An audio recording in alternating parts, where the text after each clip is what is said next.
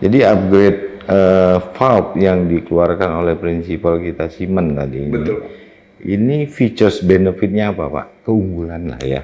Apa nih Pak Endro? Kalau keunggulan feature benefit yang Bapak bilang tadi, jadi pada saat gas masuk ke dalam valve tersebut, ya kan, jika salah satu itu tersumbat, hanya yang diperbaiki itu hanya yang tersumbat saja Pak, atau bisa kita gantikan spare part.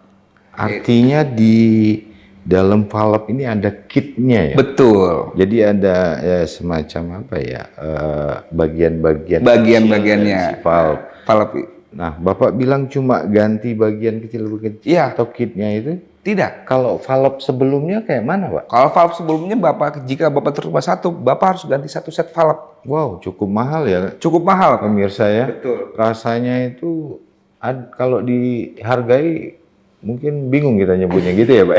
Iya Pak. Pak Endra ya. Luar biasa kalau masalah harga Pak. Karena saya mungkin gini Pak, contoh aja. Di satu unit gas kompresor tuh ada berapa valve tuh Pak? Tergantung tipe kompresor tersebut Pak. Oke, jadi kita bicara rata-rata aja Pak. Oke. Katakan yang double acting atau tipe gas kompresor ini Iya.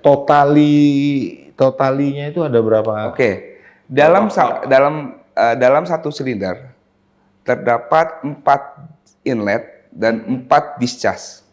Jadi 8. Ya, satu silinder. Satu silinder. Betul. Kalau dia 2 silinder, berarti kali 2. Betul. Waduh, ya cukup mahal Pak. Cukup mahal. Tapi kalau dengan nanti yang Bapak bilang upgrade valve dari prinsipal Siemens ini, cuma yang beli kitnya tadi. Iya, kitnya. Kalau saya boleh presentasikan Pak ya. Iya.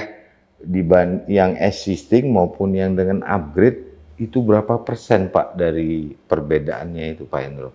Katakan mungkin kita bicara satu valve itu 10.000 misalnya kan. Nah, itu valve yang konvensional Mas, yang existing, yang belum di-upgrade.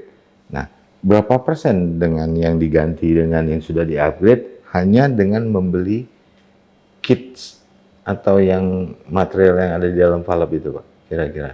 Oke. Dari 10.000 ini Pak saya bicara. Wah, kalau 1 banding 10.000 tadi yang Bapak bilang itu jauh sekali Pak sebenarnya Pak. Secara persentage Pak? Mungkin bisa. Mungkin saya belanja kalau satu valve ini 10.000. Iya. Terus dikali tadi 8. ada 8 Iya. di satu silinder. Betul. 2 silinder berarti saya harus belinya 16. Betul Pak. Kali 10.000. Iya. Berarti udah berapa kan begitu kan Pak ya. Nah, kalau dengan yang Bapak bilang sudah di-upgrade dengan valve tadi, valve-nya Siemens yang Magnum tadi, Betul. 10.000 saya kali 16 saya harus beli sebelumnya. Terus kalau yang ini kira-kira dari 10.000 apa saya cuma belanja cuma 1.000 aja Pak? Wah, mungkin bisa lebih murah Pak. Bisa lebih murah. Waduh. Bapak bisa menghemat, mungkin Bapak tadi bilang 1.000, mungkin di bawahnya 1.100 rupiah kali Pak. Karena spare part-nya spring dan bal itu di Siemens itu murah Pak. Oke, jadi pemirsa ini sangat referensi luar biasa yang disampaikan Pak Hendro ini ya.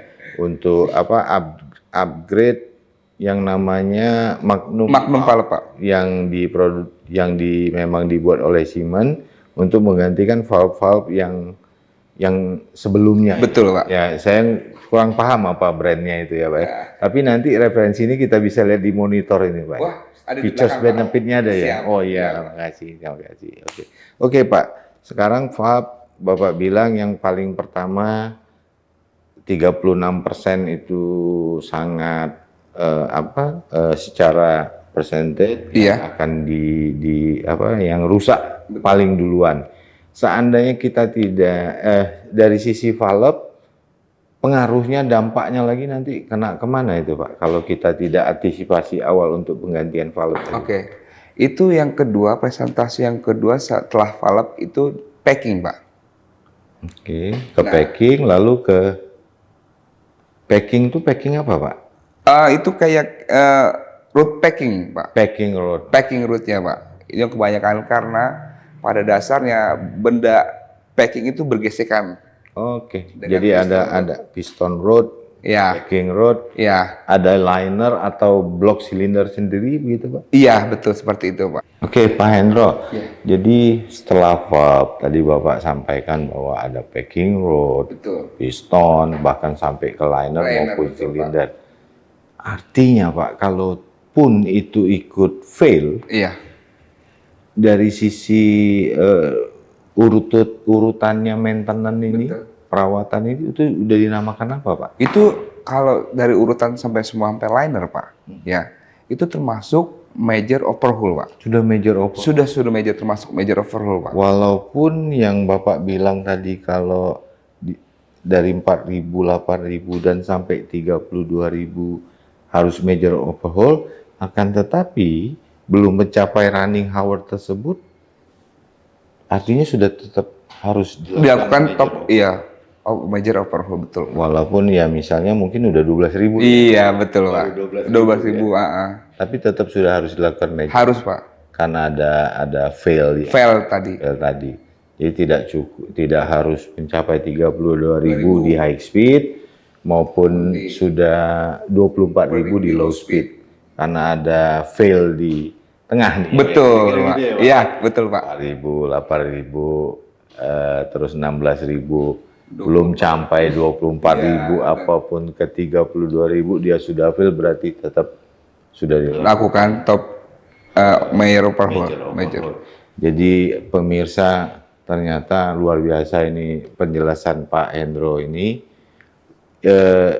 Walaupun dari sisi prinsipal kita, gas kompresor ataupun secara urutan maintenance dengan running hour sudah kita lakukan, kan tetapi kalau kita tidak memeliharanya dengan baik ya Pak ya, mungkin dari 4.000, 8.000 bisa saja terjadi karena ada dari eksternal ya nih Pak ya, yang gas non ideal tadi. Betul Pak. Tidak harus ke running hour 32.000 untuk high speed maupun 24.000 ke low speed, ya udah bisa fail gitu. Betul.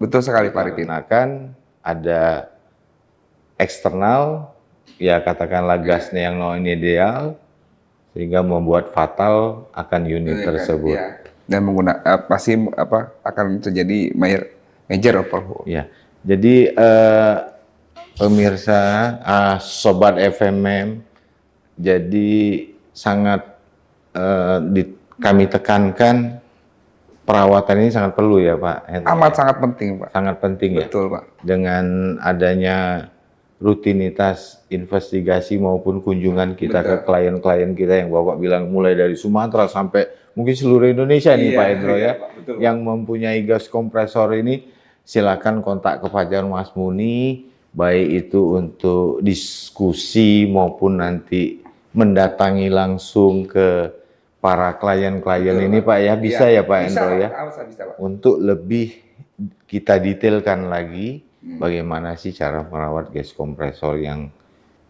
lebih baik begitu ya Pak ya. Iya Pak. Terakhir nih Pak, kira-kira adakah saran, masukan atau kiat-kiat apa sih kepada pemirsanya FMM maupun sobat FMM dan terutama kepada klien kita ya yang menggunakan gas kompresor di seluruh Indonesia ini kan Pak. Nah, baik Pak. Untuk jangan menyepelekan perawatan gitu. Betul, kayak Silakan Pak Hendro. untuk pengguna gas kompresor dimanapun berada, kalau untuk kiat-kiat untuk gas kompresor, jangan lupa untuk maintenance daily, monthly, dan yearly-nya. Jika yang sudah distandarkan oleh manufaktur kami, Siemens, dan direkomendasikan oleh kita dari FMM. Sobat FMM maupun khususnya pemirsa FMM untuk acara Famous ini, dan jangan lupa nanti acara Famous berikutnya saksikan terus, akan ada lagi yang lebih menarik materi yang akan disampaikan. Untuk selanjutnya Pak Edo, Jangan lupa oke, di komen, di share, like, dan bunyikan loncengnya. Sampai jumpa teman-teman.